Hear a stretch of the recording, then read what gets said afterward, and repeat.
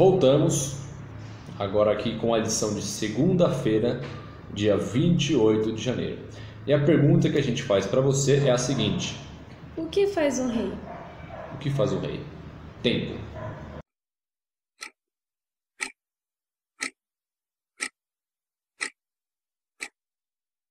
Respondeu? E aí? O que faz um rei? Na lição mesmo já tem a resposta. Exatamente. Está na parte que fala Jesus, um homem de ação. Lá no topo da lição. Se você não tem a lição, a gente vai te falar. No Antigo Testamento, quando o rei assumiu o trono, ele também recebia autoridade para dar ordens, agir, julgar e decidir. Dar ordens, agir, julgar e decidir. Então, resumindo, esse é o principal papel de um rei, certo? E a lição de segunda-feira ela traz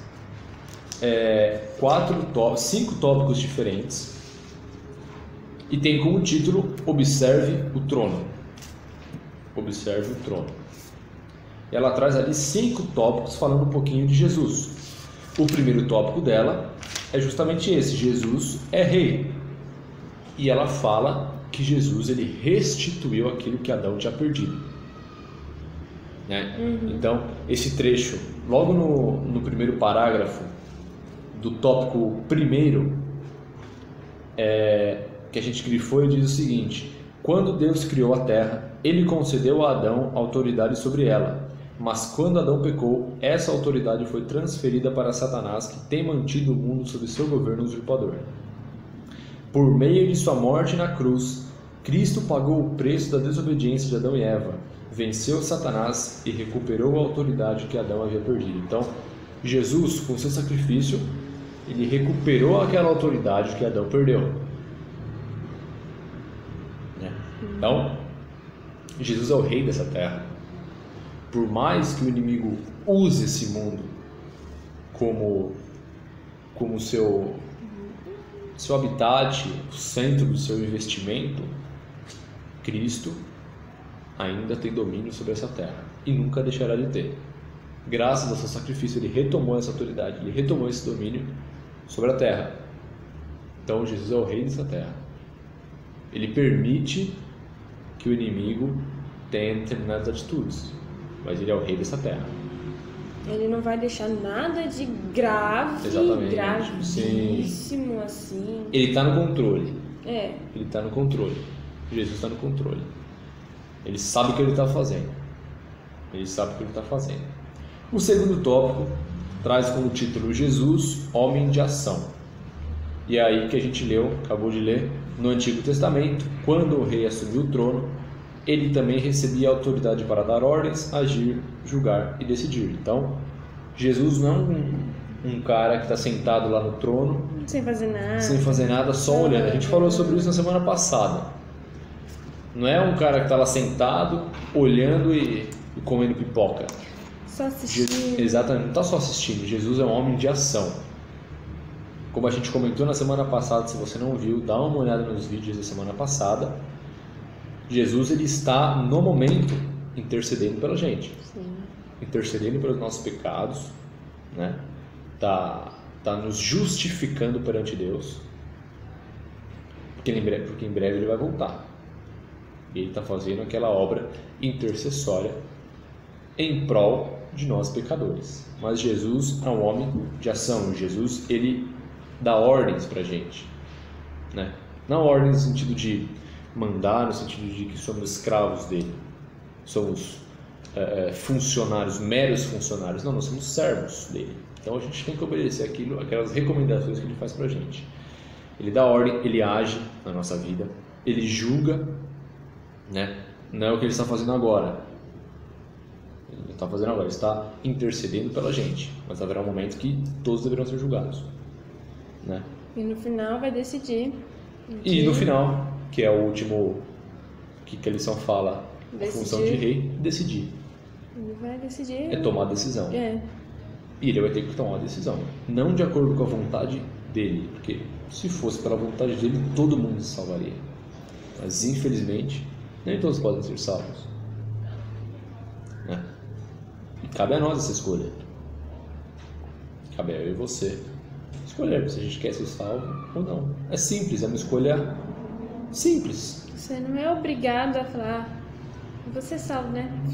É lógico, você não quer, velho. Se você não quer ser salvo, é uma coisa sua. Mas eu duvido que você não queira. Se você não quer ser salvo e está vendo esse vídeo, gaste mais tempo com Jesus, em comunhão com Ele, estudando a Bíblia, lendo livros que falem dele. Porque se você não quer ser salvo, é porque você ainda não conheceu exatamente o céu. Realmente. Você não entendeu ainda. Não se sinta mal por isso. A gente não está te julgando. Exatamente, Jesus não está te julgando. Contrário. Ele está do seu lado, querendo te oferecer essa ajuda. Então vá a Ele e gaste tempo com Ele para você entender o que é essa salvação. Certeza que você vai querer. Beleza? O outro tópico, bênção ou maldição. E aqui ela fala de uma forma geral sobre os 4 primeiros selos, né? Que a lição, nas palavras da lição, é o seguinte: na abertura dos 4 primeiros selos, encontramos uma linguagem de juízo proferida contra o povo de Deus, se ele fosse infiel à aliança divina. O cavalo branco do primeiro selo representa o sucesso do Evangelho durante a era apostólica, mas observamos um declínio progressivo dela nos selos subsequentes. Então, são as etapas, como a gente falou: cavalo branco, sucesso da igreja, aí vem o vermelho, aí vem o preto, aí vem o amarelo, e cada cavalo representa uma fase do declínio da obra da igreja, né? Estes são os 4 primeiros selos. Então, e por que existe esse declínio? Porque o povo de Deus tomou decisões erradas. Não porque Deus quis, mas pelas decisões e escolhas da própria igreja, do próprio povo de Deus. Fala aqui: quando o povo de Israel era infiel à aliança divina, sobrevinha a ele fome, pragas, destruição e morte. Então, o prejuízo, o declínio, é uma consequência de ações nossas. No caso que a gente está falando, é uma consequência de ações que o povo de Deus teve. Não que Deus quis assim.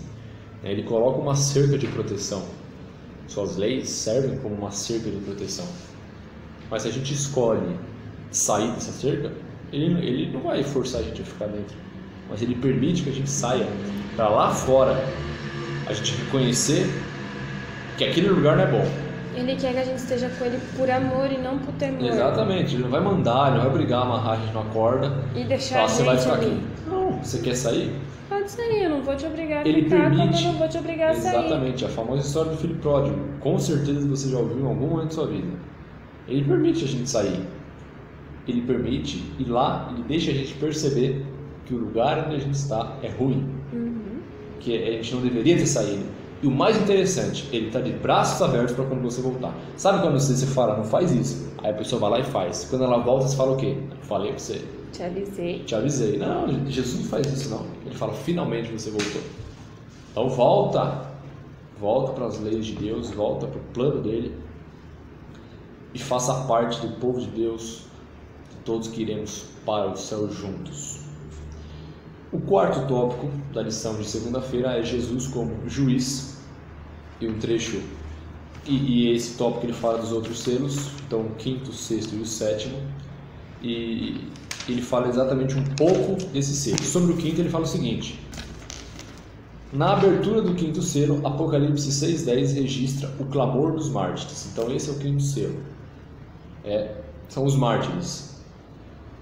O sofrimento daqueles que... Sofrimento não. O clamor mesmo, né? Eles pedindo, aqueles que morreram pela causa de Deus, pedindo justiça. Esse é o quinto selo. Aí vem o sexto selo que fala: o sexto selo registra o juízo de Deus sobre as nações. E o sétimo, a segunda vinda de Cristo. Então são esses os últimos selos. O quinto, os mártires. O sexto, o juízo de Deus sobre a terra. E o sétimo, a volta de Jesus. Estes são os últimos 3 selos. Então, Jesus como juiz, ele irá, Deus irá julgar essa terra, né? Mas antes de julgar e dar a decisão final, Jesus está atuando como um advogado para com a gente. Ele está justificando a nossa causa perante o juiz. Aproveite esse tempo ainda que que o julgamento está acontecendo, enquanto ainda não posso falar termo aqui, enquanto a decisão não foi tomada, tá? E o quinto e último tópico da lição de segunda-feira: Jesus é o Salvador. Essa é a mensagem que nos traz esperança, o foco de toda lição. O motivo da gente não desanimar nessa caminhada. Falou na lição de ontem, de domingo. E a lição também fala aqui está escrito aqui, está grifado: por isso ele pode não somente entender nossas dores, mas nos dar poder para vencer. Por todo o sacrifício que Jesus fez, por tudo que ele é, por ter vindo, morrido pela humanidade, ele tem capacidade de nos dar força, nos ajudar nas nossas dores e nos ajudar a vencer. Aproveite essa ajuda que ele dá pra gente. Vamos dar valor a isso que Jesus faz todos os dias por essa intercessão dele perante Deus. Tá? O resumo de segunda-feira é: Cristo adquiriu toda a autoridade de rei, agir, julgar e abrir os selos. No entanto, ele não deixou de ser aquele que nos salvou e que nos dá forças diariamente. Por mais que Jesus seja rei, ele está ao nosso lado todos os dias. Viva a sua vida, viva os seus dias de acordo com o sacrifício dele e viva os seus dias entendendo que ele está do seu lado, que ele está ali com você. Ele, em todos os momentos. Esteja com ele, haja de acordo com essa companhia. Sim. Não é porque Jesus não iria em todos os lugares. Jesus não falaria determinadas coisas. Não faria certas coisas. Viva a sua vida entendendo que Jesus está do seu lado. Beleza? A perguntinha de segunda-feira são duas perguntas. A primeira diz o seguinte: leia Apocalipse 6, 3, 4. Com base na descrição do cavalo vermelho e de seu cavaleiro, o que é dito em referência ao Evangelho? Assinale a alternativa correta. Alternativa A: nesse período a igreja foi violentamente perseguida por causa do Evangelho. A alternativa B: os cristãos começaram a pregar o Evangelho com violência. Qual que é a resposta? Alternativa A? Alternativa A: nesse período a igreja foi violentamente perseguida por causa do Evangelho. Tá? Esse é o cavalo vermelho, principalmente. Então é isso, gente. Que a gente possa observar o trono, como diz o título, e ver nela Cristo, ver tudo que ele tem feito pra gente, tudo que ele fez e faz pra gente, e dar valor a tudo isso, que a gente aceite andar do lado dele. Beleza? Nos vemos na lição de terça-feira.